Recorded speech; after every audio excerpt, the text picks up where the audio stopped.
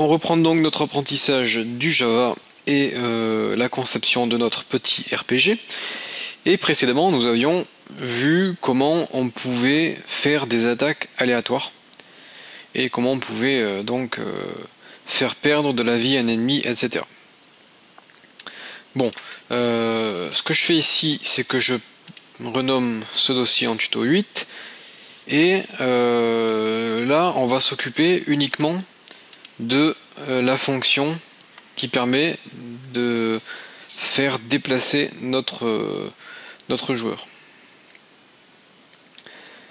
Donc, ce que je vais faire, c'est que je vais supprimer tout ce qui correspond au test qu'on avait fait sur les attaques. Je vais aussi supprimer ce qu'on avait fait tout à l'heure. Je vais déjà supprimer ça. Et on va laisser le reste en place. Donc qu'est-ce qu'on a fait? On a créé une grille, on a placé quelques éléments, on affiche les instructions et on affiche le personnage.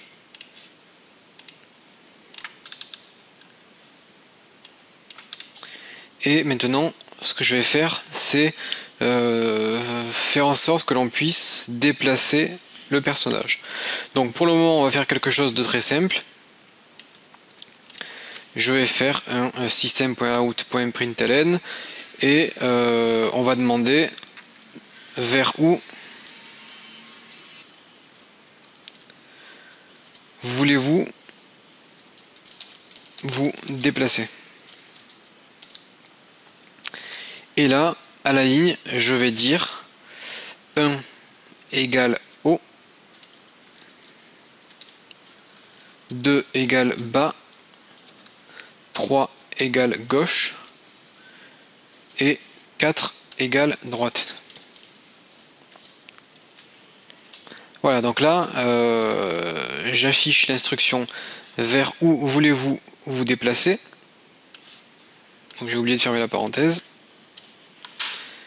Et je vais quand même retourner à la ligne.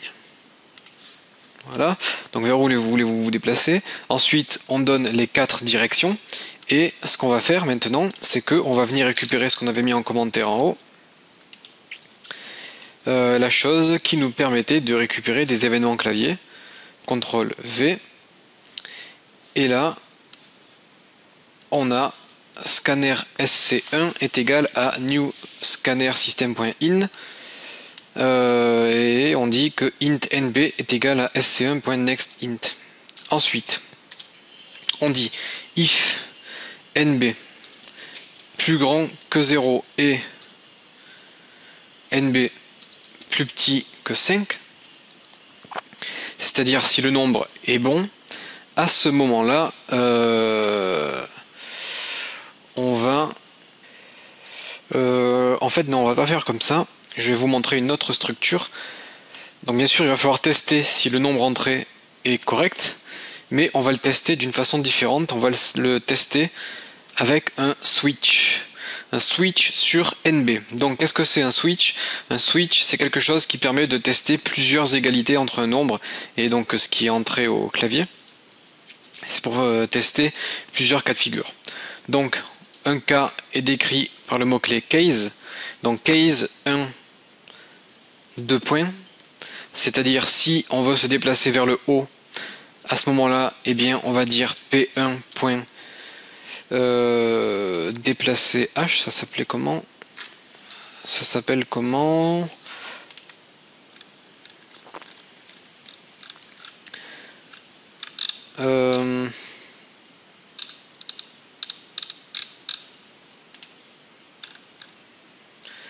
Déplacer B. Donc là, c'est pas P1, c'est G1. Point. Déplacer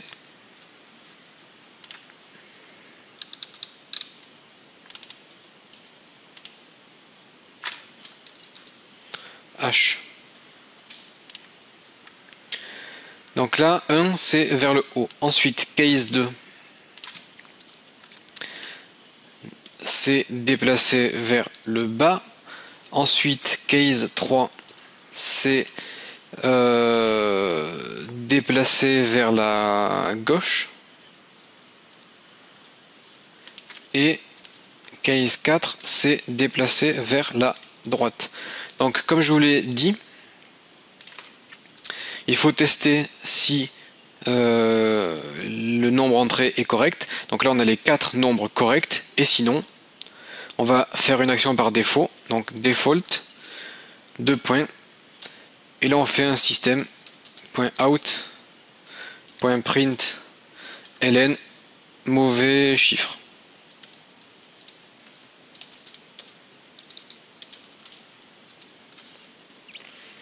Donc là, si on n'entre pas le bon chiffre, à ce moment-là, on affiche le message.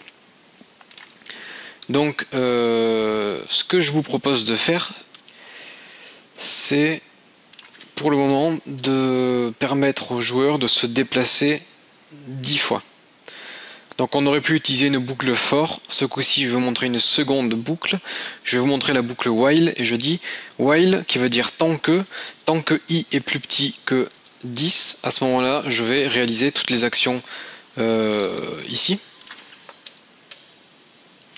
Et bien sûr, à la fin, pour que la valeur de i soit modifiée, je dis i++.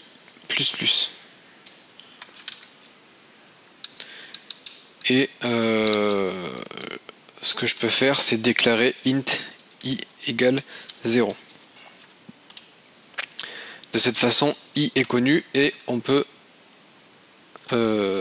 faire tout ceci. Et bien sûr, je vais afficher aussi la grille pour voir les modifications qui ont été apportées. J'enregistre, CTRL S. Et je vais même essayer d'effacer l'écran avant d'afficher la grille, de façon à pouvoir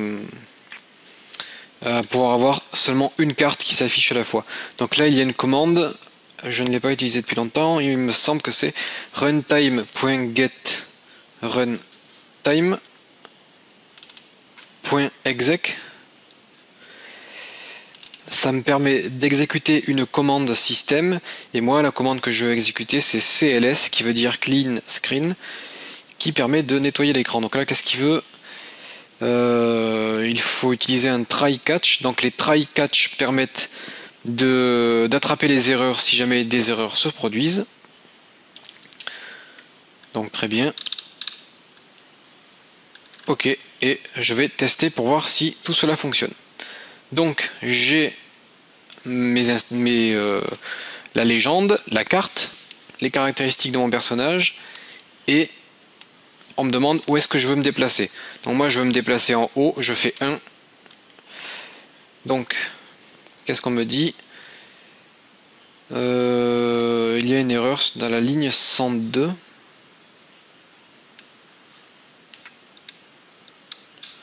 Donc là, je comprends pas pourquoi il m'utilise déplacer bas alors que j'ai entré 1, c'est pas grave. Et il y a une erreur où? Oui, donc il y a une erreur sur déplacer bas.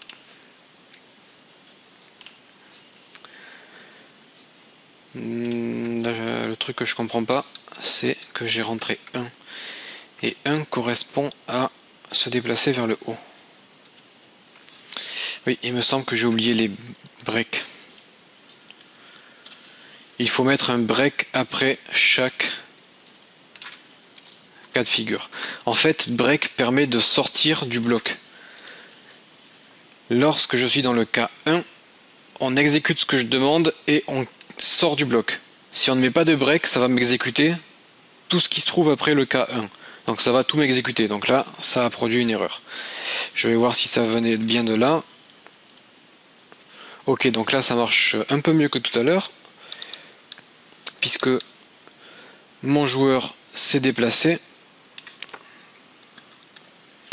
Par contre, ce que j'ai écrit ici ne fonctionne pas. Le runtime ne fonctionne pas. Donc, ce que je vais faire, c'est que je vais tricher. Je vais dire for int égale 0, i plus petit que 100, i plus plus. Donc là je vais faire quelque chose de barbare. Je vais dire system.out.print ln.